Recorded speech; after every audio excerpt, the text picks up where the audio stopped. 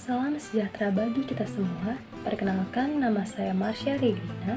Saya dari Fakultas Ilmu Pendidikan dengan program studi pendidikan Bahasa Inggris kelas karyawan weekend. Saat ini saya ingin mempresentasikan mata kuliah pendidikan kewarganegaraan dengan dosen pengampu Ibu Roza Yenita MPD. Paparan materi yang akan saya berikan yaitu berjudul Wawasan Nasional Paham Kekuasaan.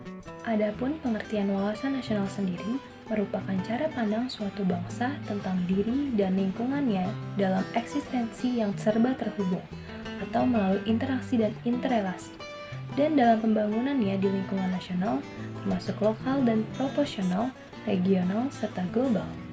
Wawasan itu sendiri berasal dari wawas, bahasa Jawa, yang artinya melihat atau memandang. Dengan penambatan akhiran an, kata ini secara harfiah berarti cara penglihatan atau cara tinjau atau cara pandang seseorang. Selanjutnya ada hakikat dan asas wawasan nasional yang menjadi pendukung dari pengertian wawasan nasional itu sendiri. Hakikat wawasan nasional adalah keutuhan Nusantara dalam pengertian cara pandang yang selalu utuh menyeluruh dalam lingkup Nusantara demi kepentingan nasional. Sedangkan asas wawasan nasional merupakan ketentuan atau kaidah dasar yang harus dipatuhi, ditaati, dipelihara, dan diciptakan demi tetap taat dan setianya komponen pembentuk bangsa Indonesia terhadap kesepakatan bersama. Demikian dalam asas wawasan nasional terbagi menjadi 6 asas, yaitu sebagai berikut. 1. Kepentingan yang sama. 2. Keadilan. 3. Kejujuran. 4. Solidaritas. 5. Kerjasama. Dan yang terakhir, ke-6. Kesetiaan. Dalam penjelasan selanjutnya, wawasan Nusantara memiliki kedudukan, fungsi, dan tujuan. Kedudukan dari wawasan Nusantara yaitu menjadi landasan visional dalam menyelenggarakan kehidupan nasional. Dan fungsi dari wawasan Nusantara sendiri yaitu sebagai pedoman, motivasi, dorongan, serta rambu-rambu dalam menentukan segala kebijaksanaan, keputusan, tindakan, dan perbuatan bagi penyelenggaraan dalam kehidupan bermasyarakat, berbangsa, dan bernegara.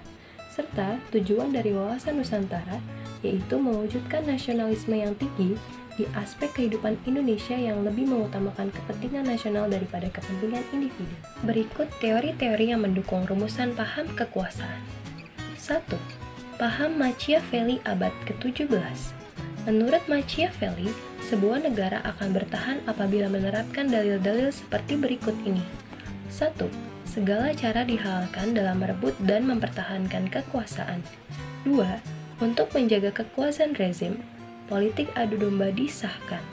3. Dalam dunia politik yang kuat pasti dapat bertahan dan menang.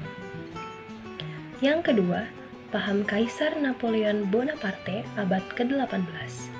Kaisar Napoleon merupakan tokoh revolusioner di bidang cara pandang.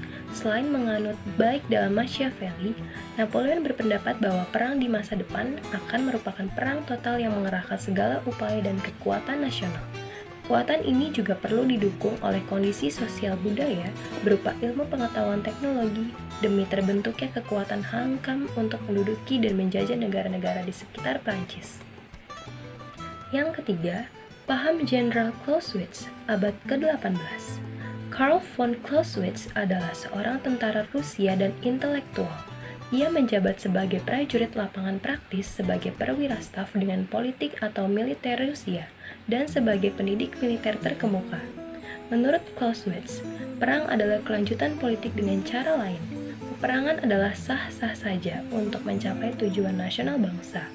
Pemikiran inilah yang membenarkan Rusia sehingga menimbulkan Perang Dunia Pertama dengan kekalahan pihak Rusia.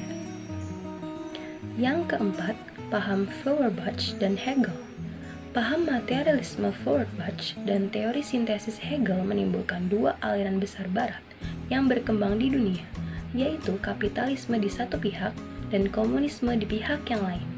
Saat itu, orang-orang berpendapat bahwa ukuran keberhasilan ekonomi suatu negara adalah seberapa besar surplus ekonominya, terutama diukur dengan emas. Paham ini memicu nafsu kolonialisme negara Eropa Barat dalam mencari emas ke tempat yang lain. Paham ini juga yang mendorong Belanda untuk melakukan perdagangan dan menjajah Nusantara selama 3,5 abad. Yang kelima, paham Lenin abad ke-19. Menurutnya, perang adalah kelanjutan politik dengan cara kekerasan.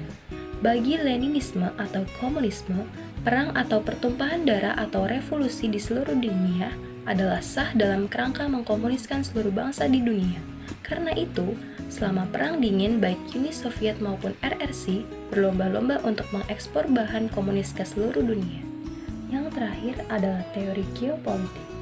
Geopolitik berasal dari kata geo atau bumi dan politik yang berarti kekuatan yang didasarkan pada pertimbangan-pertimbangan dasar dalam menentukan alternatif kebijaksanaan nasional untuk mewujudkan tujuan nasional.